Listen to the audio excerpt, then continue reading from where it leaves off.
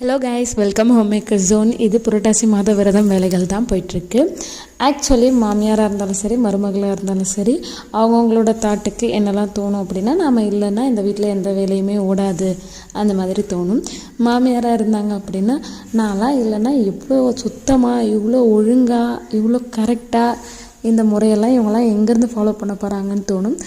மருமகளாக இருந்தால் நிஜமாகவே நான் கல்யாணம் பண்ணி வரத்துக்கு முன்னாடியே இப்படி தான் ஃபாலோ பண்ணிங்களா, உண்மையிலேயே இவ்வளோ ப்ராப்பராக தான் சாமி கும்பிட்டிங்களா, இத்தனை சாமியும் உண்மையிலாக கும்பிட்டிங்களா, இல்லை நான் வந்ததால் மட்டும்தான் இவ்வளோ சாமி இவ்வளோ ப்ராப்பராக கும்பிட்றீங்களான்னு கண்டிப்பாக தோணும். எனக்கு தோணியிருக்கு.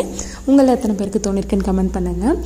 ஸோ நிதர்சனமான உண்மை என்ன அப்படின்னா, மாமியாராக இருக்கட்டும், மருமகளாக இருக்கட்டும், யாராக அந்த இடத்துல இருந்தாலும், நாம் இருந்தாலும் சரி இல்லாட்டியும் சரி, நிச்சயமாக அந்த வேலைகள் ஆகத்தான் போகிறது.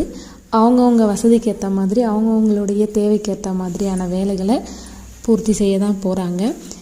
யாருக்காகவும் எந்த வேலையும், யாருக்காகவும் எந்த காலமும் நிற்க போகிறது கிடையாது.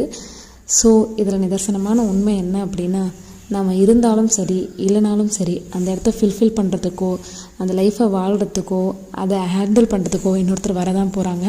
ஒத்துக்கிட மனசு இல்லைனாலும் அதான் நெசம்.